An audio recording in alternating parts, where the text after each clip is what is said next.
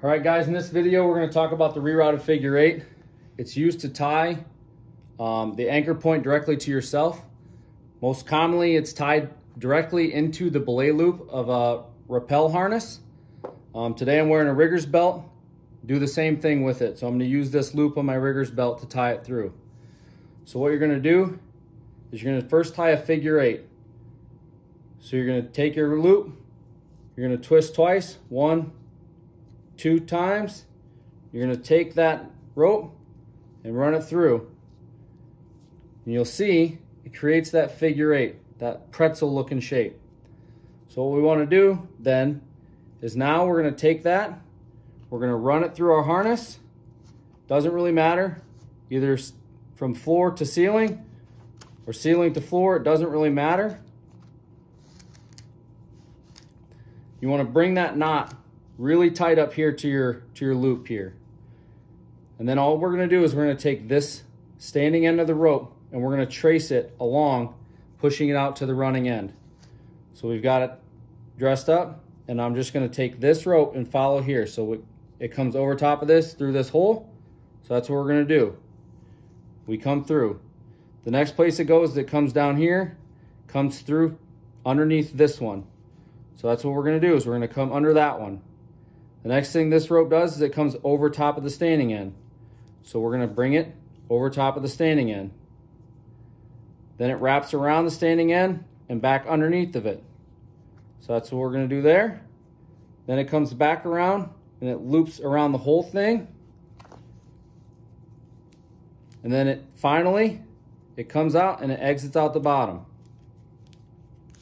Trickiest part with this knot is you've got to have a minimum of 4 to 6 inches here and a minimum of 4 to 6 inches on the pigtail. So if you get to the end and you don't have that, not a big deal. Just feed a little bit of rope in from the running end and you're just going to pull it through the loops, pull it through the knot to get what you need.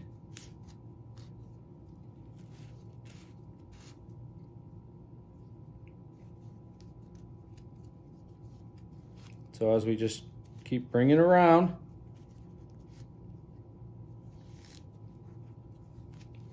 the next thing you got to do is you got to dress and set the knot.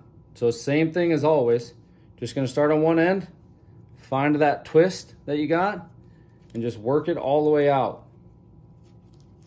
So we're just bringing this twist around, bringing it around until we've got it pulled out. And then you're going to pull the knot tight, dress it up. So you've got to have a minimum of 4 to 6 inches here. We can test that. The standard palm is 4 inches. So it's got to be a minimum of 4 inches and no more than 6 inches from your loop. So that checks out. Then your pigtail coming out the end has got to be a minimum of 4 inches. And again, if we do the palm check, it comes from here to here. We got a little extra. So it's a minimum of 4 inches there. You use this knot to tie the rope to yourself in an anchor point. So we'll tie it one more time. Again, loosen the knots. You're just going to push on the locking bars away from the center of the knot. You're going to pull the knot out.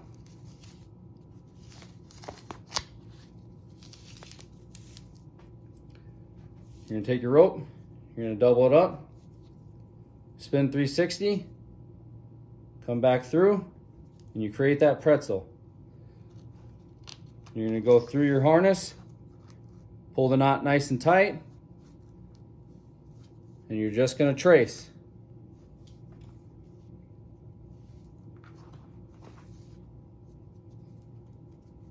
The more you tie this knot, the more comfortable you'll get with it, and you'll start to realize there's little tricks that you can do to work with rope management, as well as the way you trace through to keep the twist to the minimum so you're not spending a long time dressing up the knot. It just takes a lot of practice. Just keep practice tying the knot. The more knots you tie, the more comfortable you get with them, and you learn rope management a lot better. So you learn how much rope you need to tie the knot.